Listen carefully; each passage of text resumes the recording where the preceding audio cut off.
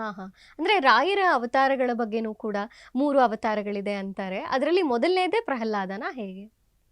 ಅದರಲ್ಲಿ ಪ್ರಹ್ಲಾದ, ಹಾ ಹಾ ಆಮೇಲೆ ವ್ಯಾಸರಾಜರು. ಓಹೋ ಆ ವ್ಯಾಸರಾಜರಿಗೂ ಮುಂಚೆ ಬಾಲ್ಯಿಕ ರಾಜ ಅಂತ ಬರ್ತಾನೆ. ಓಕೆ ಅದು ಕೌರವ ಕ್ಷೇತ್ರದಲ್ಲಿ ಬಹಳ ಮುತ್ಸದ್ದೆ ಆತ, ಬಹಳ ಹಿರಿಯ ಚೇತನ ಅವನು ಬಾಲ್ಯಿಕ ರಾಜ. ಅದಾದಮೇಲೆ ವ್ಯಾಸರಾಜರು, ವ್ಯಾಸರಾಜರಾದಮೇಲೆ ರಾಘವೇಂದ್ರ ಸ್ವಾಮಿಗಳು.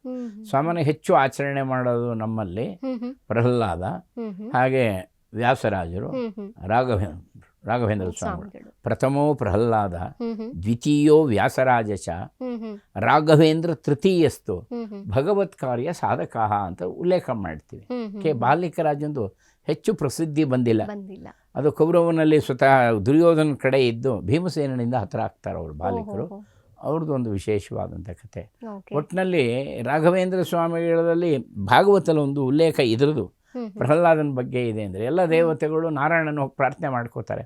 ಹಿರಣ್ಯಕಾಶಿಪು ಕಾಟ ನಾವು ತಡೆಯೋಕ್ಕಾಗಲ್ಲ, ಯಾಗ ಯಜ್ಞಗಳನ್ನು ಮಾಡೋಕ್ಕಾಗಲ್ಲ, ಧ್ಯಾನಗಳನ್ನು ಮಾಡೋಕ್ಕಾಗಲ್ಲ, ಗೋಹತ್ಯೆಗಳು ನಡೀತಾ ಇದೆ, ಗುರುಕುಲನೆಲ್ಲ ಧ್ವಂಸ ಮಾಡ್ತಾ ಇದ್ದಾನೆ ಹಿರಣ್ಯಕಶಿಪು, ತಡ್ಕೊಳಕ್ಕಾಗಲ್ಲ, ಇದನ್ನು ಯಾರು ತಡೀತಾರೆ ಅಂತ ಎಲ್ಲ ಇಂದ್ರಾದಿ ದೇವತೆಗಳೆಲ್ಲ ವೈಕುಂಠಕ್ಕೆ ಹೋಗಿ ನಾರಾಯಣನಲ್ಲಿ ಪ್ರಾರ್ಥನೆ ಮಾಡ್ಕೋತಾರೆ. ಆಗ ನಾರಾಯಣ ಒಂದು ಮಾತು ಹೇಳ್ತಾನೆ, ನಿರ್ವೈರಾಯ ಪ್ರಶಾಂತಾಯ ಸ್ವಸುತಾಯ ಮಹಾತ್ಮನೇ. ಒಬ್ಬ ಪುತ್ರ ಹುಡ್ತಾನೆ ಹಿರಣ್ಯಕಶಿಪಿಗೆ, ನಿರ್ವೈರಾಯ, ಅವನು ಯಾರನ್ನೂ ದ್ವೇಷಲ್ಲ, ಪ್ರಶಾಂತಾಯ ಪ್ರಶಾಂತವಾಗಿರ್ತಾನೆ, ಸ್ವಸುತಾಯ ಅವನ ಮಗನೇ, ಮಹಾತ್ಮನೇ ಮಹಾತ್ಮ ಹುಡ್ತಾನೆ.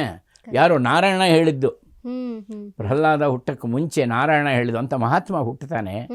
ಅವನಿಗೆ ಹಿರಣ್ಯಕಶಿಪು ಸಂಕಟ ಕೊಟ್ಟಾಗ, ಅವನಿಗೆ ದ್ರೋಹ ಬಗೆದಾಗ ನಾನು ಅವನು ಸಂಹಾರ ಮಾಡ್ತೀನಿ, ಅಲ್ಲಿವರೆಗೂ ನೀವು ತಾಳ್ಮೆಯಿಂದಿರ, ಆ ಕಾಲ ಬರುತ್ತೆ ಅಂತ. ಅಂದರೆ ಭಗವಂತನೇ ಸುಜೀವಿಗಳನ್ನ ಹೊಗಳ್ತಾನೆ. ಇದು ನಮ್ಮ ದೇಶದ ವೈಭವ. ಇದು ಅಂಥ ಮಹಾನ್ ಚೇತನ ರಾಘವೇಂದ್ರ ಸ್ವಾಮಿ. ಆ ಪ್ರಹ್ಲಾದರಾಜರೇ ರಾಘವೇಂದ್ರ ಸ್ವಾಮಿ.